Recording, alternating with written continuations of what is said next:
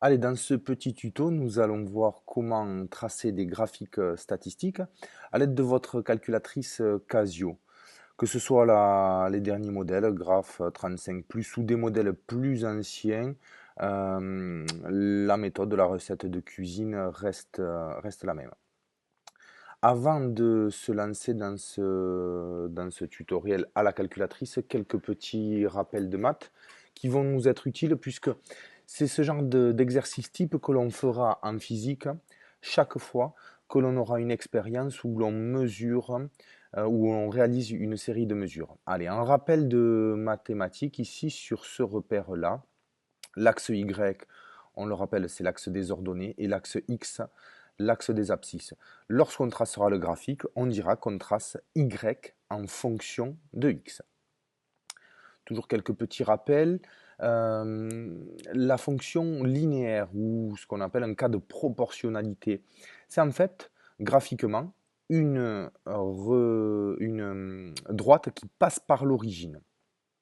Et donc, euh, algébriquement, la forme mathématique que prend cette représentation linéaire, c'est y égale a fois x.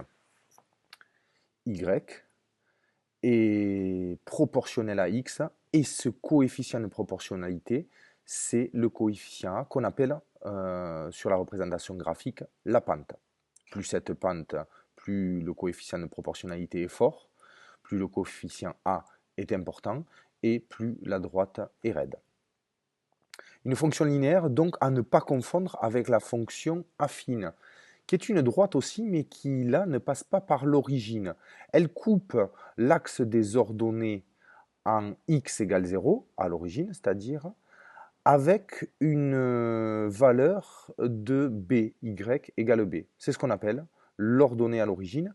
Et la forme algébrique que prend la fonction affine, c'est y égale a fois x plus b. La différence entre la fonction linéaire y égale à x, il n'y a pas de b, ça passe par l'origine. Fonction affine, y égale à x plus b, la droite ne passe pas par l'origine.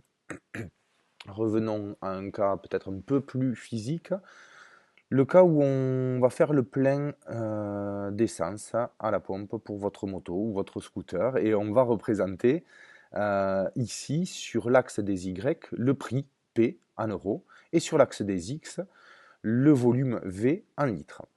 Donc en mathématiques, on dit qu'on représente la fonction, on dit qu'on représente Y en fonction de X. Et comme on a dit que Y c'était le prix et V le volume, eh bien en physique on dira qu'on représente le prix en fonction du volume. Si vous avez jamais si jamais lors d'une expérience de physique vous avez un trou sur quelle grandeur je mets en Y et quelle grandeur je mets en X, refaites ce petit exercice. On dit Y fonction de X, et le prix en fonction du volume, le prix en Y, le volume en X. Attention sur cette calculatrice, sur votre Casio, il y a par défaut un ordre, alors je vous conseille de ne surtout pas le toucher, il y a par défaut un ordre dans lequel rentrer les données de votre expérience. En Y, eh bien, enfin, on commencera toujours par les X. Donc les X, pardon, toujours en liste 1 et les Y toujours en liste 2. Donc dans la liste 1, on mettra le volume, dans la liste 2, on mettra le prix, puisque c'est le prix en fonction du volume que l'on souhaite. Voilà, on a ce petit tableau de résultats et on va voir maintenant comment le rentrer dans notre calculatrice. Donc ici, on a parlé de graphique statistique, c'est ici le menu numéro 2, Stats, où on pourra rentrer, alors excusez-moi, j'avais déjà fait le travail auparavant, c'est dans ce menu Stats, le menu numéro 2, qu'on rentrera notre tableau de données. Dans la liste 1, on l'a dit, c'est X le volume, dans la liste 2, Y le prix. Et donc ici, moi j'ai préalablement rentré toutes ces données Et donc, on va les tracer. Pour ça, on va aller touche F1, c'est-à-dire graphe F1. Avant de le tracer, regardez set comme setup, c'est-à-dire les paramètres. Et là, on voit les paramètres de notre graphique 1, du graphique 2, du graphique 3. Le graphique 1, on le voit bien par défaut. La liste 1, c'est la liste X, la liste 2, c'est la liste Y. Donc si un jour vous ne vous rappelez plus qu'est-ce que je mets en liste 1, en liste 2, il suffit de, il suffit de venir sur cette touche Setup.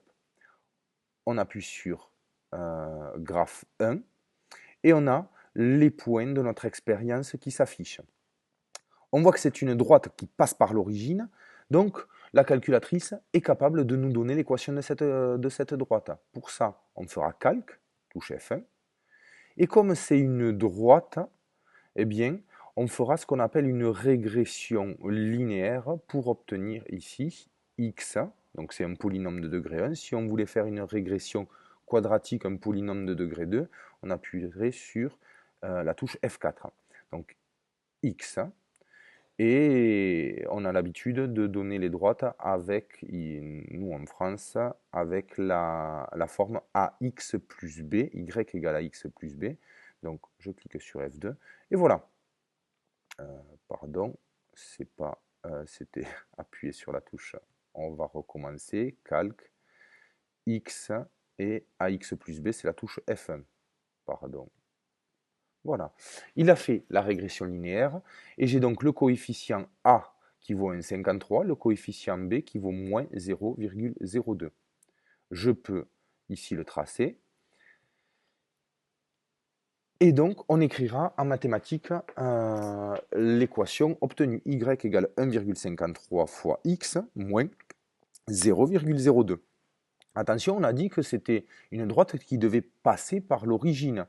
Si elle ne passe pas tout à fait par l'origine, c'est que dans nos données ici, il manque des dixièmes de centimes qui ne sont pas affichés à la pompe. Donc en physique, on parlera d'incertitudes sur nos valeurs, d'incertitudes qui sont liées à la mesure. Et c'est pour ça que quand on fait de la statistique sur des valeurs qui ne sont pas parfaitement exactes, eh bien, notre droite qui doit passer par 0 passe pas exactement par 0.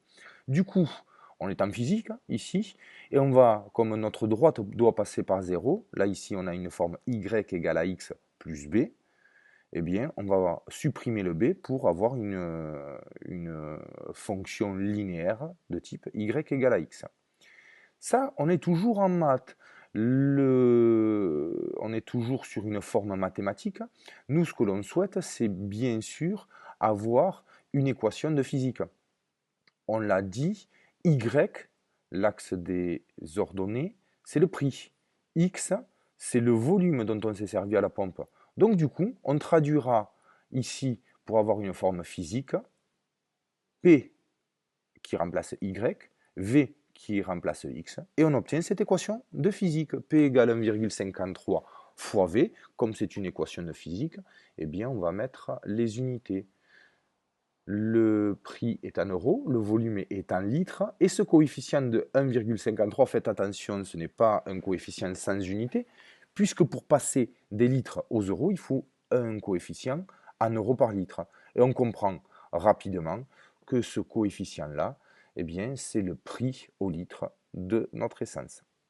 Donc maintenant, voilà que vous savez a priori tout faire, on va s'exercer, vous retournez sur le NT.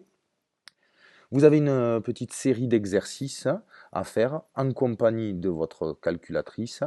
N'hésitez pas, si vous avez un petit trou de mémoire, à revenir à ce petit tutoriel vidéo.